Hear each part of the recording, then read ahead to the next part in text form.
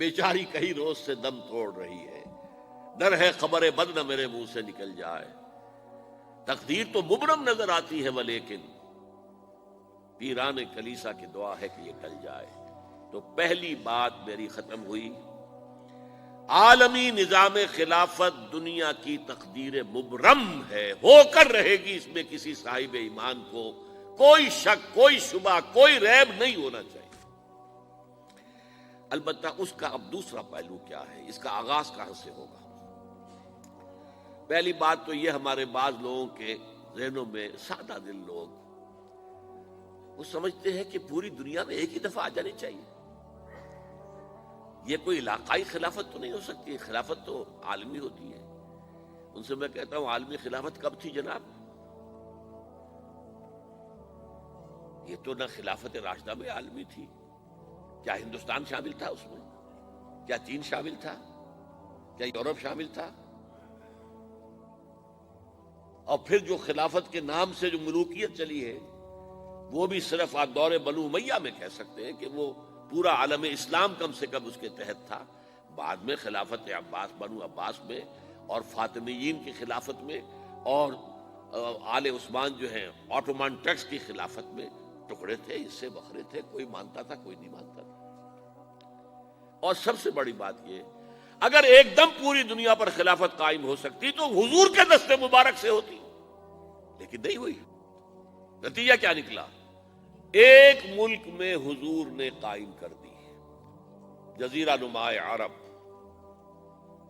یہاں خلافت قائم ہو گئی، حضور خلیفہ ہے۔ اس کے بعد آپ کے خلفائے راشدین نے پھر اس کو وسعت دی، شرقاً غرباً شمالاً، 3 کالمز نکلے ہیں فوجوں کے، صحابہ کرام کے، 3 کالمز، ایک ایسٹ ورڈ، ایک ویسٹ ورڈ، ایک نارتھ ورڈ۔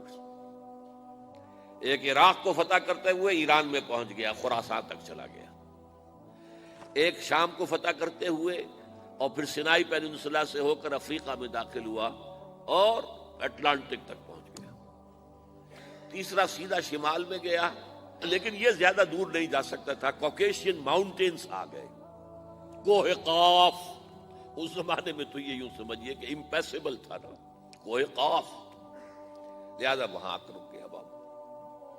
اب بھی یہ ہوگا، کسی ایک جگہ سے شروع ہوگا پھر پھیلے گا، اس کے سوا کوئی چارہ کار ہے ہی نہیں۔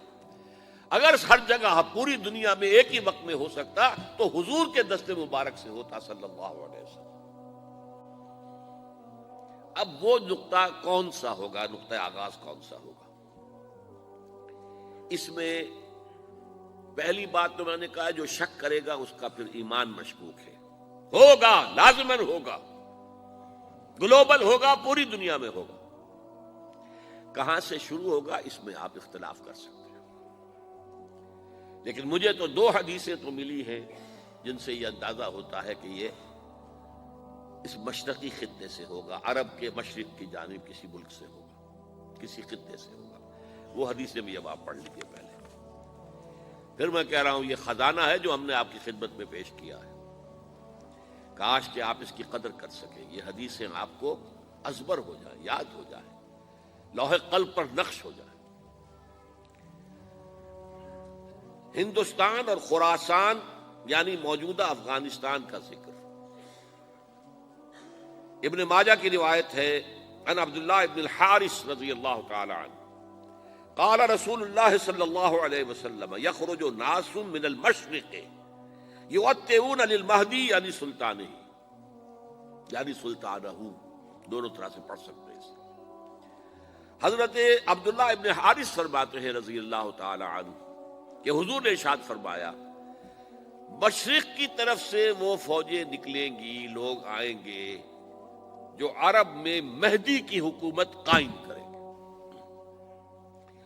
یہ مہدی کون ہوں گے اس کا ذکر میں ذرا بعد میں کروں گا، لیکن نوٹ کر لیجئے کہ مہدی سے پہلے لازماً کسی مشرقی علاقے کے اندر وہ نظام قائم ہو چکے گا، تب وہاں سے فوجیں آئیں گی نا۔ یہ مشرق کون سا ہے؟ عرب کے مشرق میں آپ چلیے، ایران بھی آ جائے گا، افغانستان بھی ہے، پاکستان بھی ہے، اور اگر اسے اور توسیع دیں تو ہندوستان بھی ہے۔ یہ ہے عرب کا مشرق، اس سے فوجیں جائیں گی۔ اس کا کیا مطلب ہے کہ اس میں سے کسی جگہ پر نظام خلافت پہلے قائم ہو جائے گا، تاکہ وہاں سے فوجیں جائیں گی جو جزیرہ نما عرب میں حضرت مہدی کی حکومت کو قائم کریں گی۔ اب دوسری حدیث سنیے، یہ سنن ابن ماجہ کی حدیث تھی جو میں نے آپ کو سنائی، آپ نے پڑھی۔ دوسری، عن ابی ہریرہ رضی اللہ تعالی عنہ، یہ ترمذی شریف کی روایت ہے، قال قال رسول اللہ صلی اللہ علیہ وسلم یخرج من خراسان رایات سود لا يردها شیء حتی تنصب بإیلیا، خراسان کے علاقے سے سیاہ جھنڈے لے کر فوجیں آئیں گی، ان کا رخ کوئی موڑ نہیں سکے گا، ان کو پیچھے پھیر نہیں سکیں گے کوئی بھی، یہاں تک کہ وہ یروشلم میں جا کر جھنڈے نصب کر دیں گے۔ ایلیا حضور کے زمانے میں یروشلم کو کہتے تھے۔ یہ یروشلم تھا جب حضرت سلیمان کی حکومت تھی اور یہاں پر معبد سلیمانی، ہیکل سلیمانی قائم ہوا، پھر یہ یروشلم ہی رہا ہے تاریخ میں، یہاں تک کہ سن 70 عیسوی میں جب ٹائٹس رومی جنرل نے اس کو گرایا، ختم کیا، سیکنڈ ٹیمپل گرا دیا، اور یہاں سے یہودیوں کو کہا نکل جاؤ یہاں سے، کوئی یہودی باقی نہیں رہا، تب بالکل تہو بالا برباد کر دیا۔ اس کے کوئی 150 سال بعد ہیڈریان، رومن ایمپرر ہیڈریان، اس نے پھر دوبارہ آباد کیا اس شہر کو۔ 150 سال تک یہ بالکل بنجر اور بالکل غیر آباد پڑا تھا۔ اب ہیڈریان نے جب آباد کیا تو اس کا نام ایلیا رکھا، اب یروشلم نام نہیں تھا، تو حضور کے زمانے میں پھر اس کا نام ایلیا تھا۔ اور اب اس سے کیا معلوم ہو رہا ہے کہ یہ یروشلم مسلمانوں کے قبضے سے اس وقت نکلا ہوا ہوگا، ایک دفعہ پہلے نکلا تھا، سن 1099 عیسوی میں مسلمانوں کے ہاتھ سے نکلا، کروسیڈرز عیسائیوں نے آ کر اس کو قبضے میں کیا، لاکھوں مسلمانوں کو مارا، قتل کیا۔ اس کو 1187 عیسوی میں واپس لیا ہے۔ کس نے لیا ہے؟ صلاح الدین ایوبی، کرد۔ عرب کھوکھلے ہو چکے تھے، عربوں نے کھویا، واپس نہیں لے سکے، بہت حکومت کر چکے تھے، 400-500 برس کی حکومت کر کے، اور ان کے عیش اور ان کے آرام، اب ان میں جان نہیں تھی کہ وہ واپس لے سکے۔ واپس لینے والا گرم کرد خون تھا، صلاح الدین ایوبی۔ تو گویا کہ اب آپ سمجھئے کہ 88 برس تک عیسائیوں کا قبضہ رہا یروشلم پر۔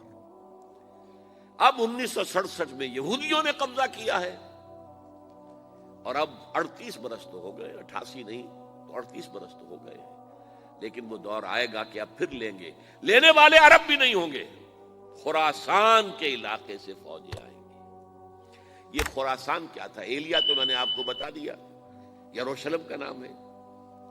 خراسان اس زمانے میں ایک بہت بڑے ملک کو کہتے تھے، کچھ حصہ پاکستان کا بھی اس میں شامل ہے، کچھ حصہ ایران کا بھی ہے، ایران کے اس حصے کو اب بھی خراسان کہتے ہیں، وہ ایک صوبہ ہے، خراسان ایک صوبہ ہے ایران کا چھوٹا سا۔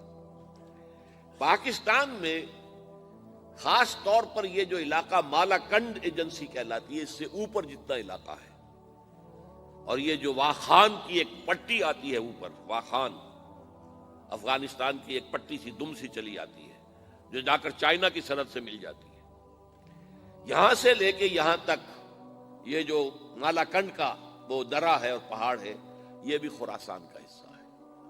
باقی تقریباً 2/3 آف افغانستان ساؤدرن حصہ نہیں ہے خراسان کا حصہ، یہ سیستان کہلاتا تھا، یہ خراسان نہیں ہے، لیکن یہ کہ اوپر کا 2/3 آف افغانستان، اور اس کے ساتھ یہ جو عرب جو اب یہ ترک ممالک آزاد ہوئے ہیں سوویت یونین کی ڈسولوشن کے ساتھ، یہ سارا علاقہ کہلاتا ہے خراسان بزرگ، دی گریٹ خراسان۔